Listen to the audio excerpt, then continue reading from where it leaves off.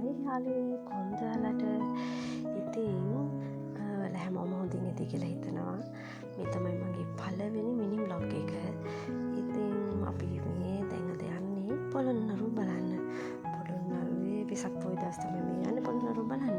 ඉතින් යන්නේ මායි හස්බන්ඩ්යි අපි චූටි දෝනි පැටියයි. ඉතින් අපි තුන් දෙනා අද යන ගමන් ඔය කතා කර වටපිට බල හරිම නිදහසේ තමයි යන්නේ. මොකද ඉතින් කාලෙකින් මේ වගේ ගමනක් යන්නේ විශේෂයෙන් බයික් එකේ යන්න කියලා හිතුනේ. ඉතින් නිදහසේ යන්න පුළුවන්. ඇත්තටම මං හරි උත්සාහයි බයික් එකේ යන්න. ඉතින් ඉඳ චුට්ටක් ගමන දුරයි තමයි. නැත්නම් ඉතින් අපි ගමන යනවා. හැමදේටම අපි හුරු වෙන්නේ නැහැ නේද? ඉතින් වටේ පිටේ තියෙන දේවල් බලාගෙන හැම දෙයක්ම ලස්සන විඳගෙන මේ ගමන යනවා. ඉතින් මේ තියෙන්නේ මට මතක හිටියට මින්නේරිය දේවාලය කියලා තමයි අපි හස්බන්ඩ් මට කිව්වේ.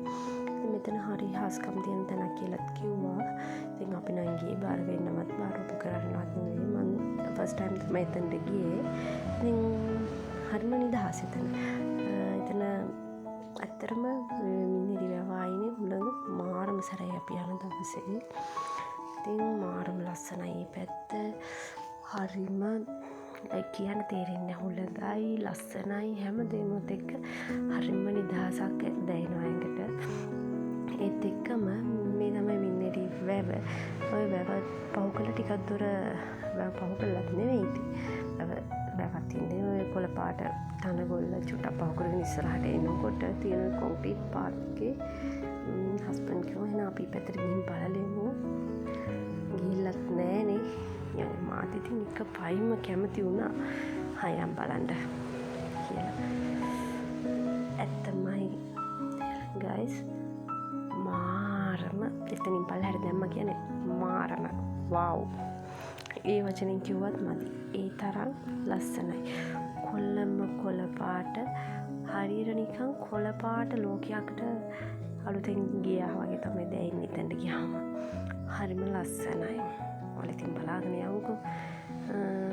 සමහරට මම කියන දේවල් අඩුපාඩු වෙන්නත් පුළුවන්, වරදින්නත් පුළුවන්, හරියන්නත් පුළුවන්. ඉතින් මොකද මේ තමයි මගේ පළවෙනි vlog එක.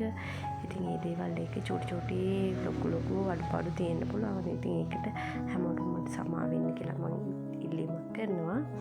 ඉතින් අඩුපාඩු ඇතනම් කියන්නේ ඒවත් හදාගෙන ආයි තවත් vlog ගේන්න බලාපොරොත්තු වෙනවා. ඔයාලගේ දෙන කමෙන්ට්ස් එකනේ අපි ඉතින් vlogs දාන්නේ. ඉතින් ඒ හින්දා ඔයාලගේ කමෙන්ට්ස් එක අනිවාර්යයෙන්ම දාගෙන යන්න ඕන. හාද මේ සොරවුවක් වෙන්නේ නැති.